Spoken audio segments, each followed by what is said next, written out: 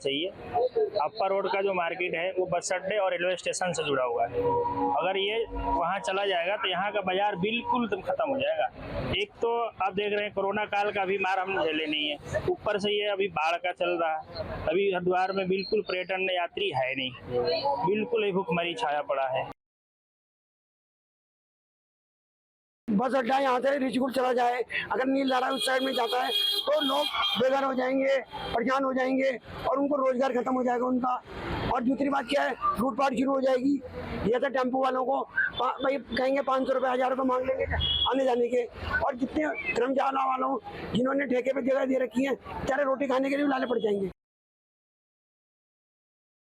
हम शासन को ये कहना चाहते हैं कि बस अड्डा शहर के अंदर रहना चाहिए, जिससे रोजगार बना रहे, क्योंकि आजकल बाजार में बिल्कुल काम धाम नहीं है, चारों तरफ आपदाएं भी हैं। अगर बस अड्डा बाहर चला गया तो रोजगार बिल्कुल खत्म हो जाएगा।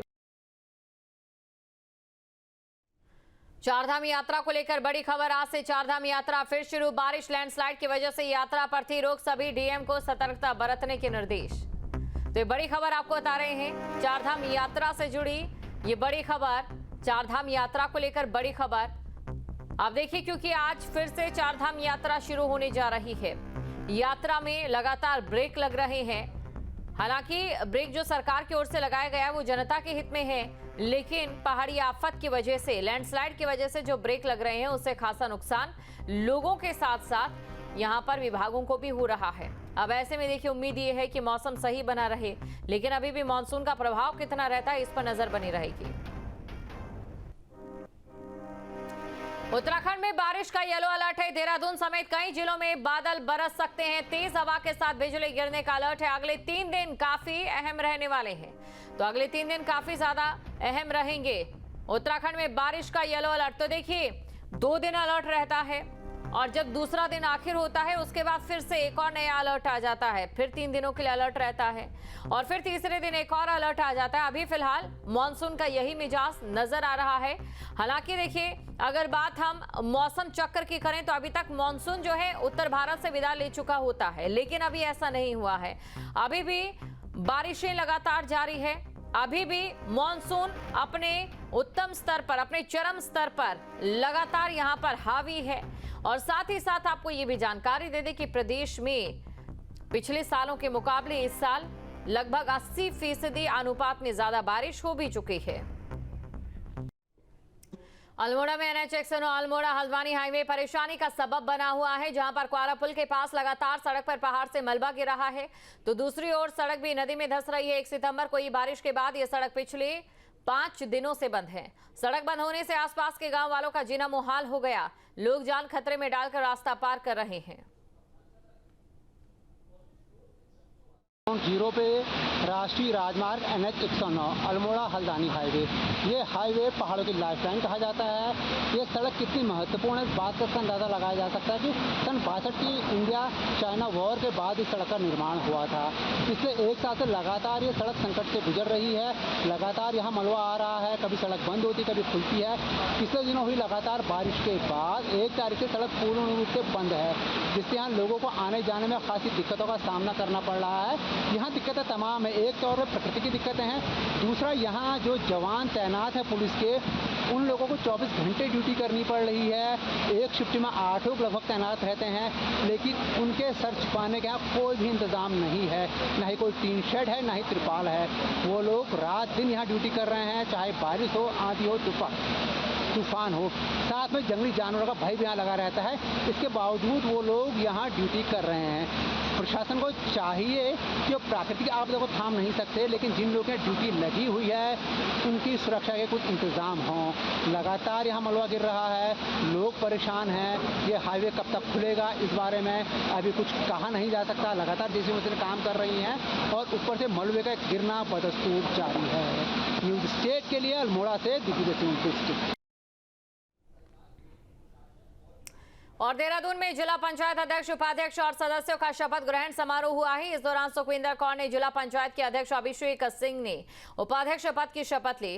कार्यक्रम में पूर्व मुख्यमंत्री हरीश रावत, नेता प्रतिपक्ष यशपाल आर्य, चक्राता विधायक प्रीतम सिंह समेत कांग्रेस के कई वरिष्ठ नेता मौजूद रहे हैं। ये कांग्रेस के लिए एक बहुत ही प्रेरणास्पद दिन है। यूं भी देश के इतिहास का महान दिन है, शिक्षक दिवस है, सर्वपल्ली राधाकृष्णन जी का जन्मदिन है, लेकिन उसके साथ साथ आज कांग्रेस को देहरादून से इस कौलागढ़ के सभागार से एक नई रोशनी मिली है, एक नई ऊर्जा मिली है, एक नई प्रेरणा मिली है, तो कांग्रेस के लिए भी ये बहुत महत्वपूर्ण दिन है। जिस दिन से इस राज्य के अंदर पंचायत चुनाव की घोषणा हुई, तब से लेकर आज तिथि तक अव्यवस्थाओं का बोलबाला आ रहा है। सरकार का ऐसा लगता था कि कोई नियंत्रण पंचायत चुनाव पर नहीं। आरक्षण में मनमानी करने का काम सत्ता में बैठे हुए लोगों ने किया। चुनाव आयोग जो है बिल्कुल सरकार का पिट्ठू बन करके रह गया। और अल्मोड़ा जिला पंचायत में शपथ ग्रहण समारोह का आयोजन किया गया और इस दौरान नवनिर्वाचित जिला पंचायत अध्यक्ष हिमा गेड़ा, उपाध्यक्ष और सदस्यों ने पद और गोपनीयता की शपथ ली।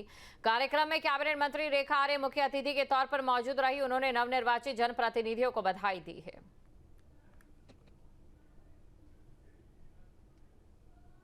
सभी सदस्य जिला पंचायत सदस्य वालों को सभी को बहुत बहुत शुभकामनाएं, बहुत बहुत धन्यवाद करती हूं। और सभी सदस्यगण, सभी जिला पंचायत सदस्य मिलजुल कर काम करेंगे।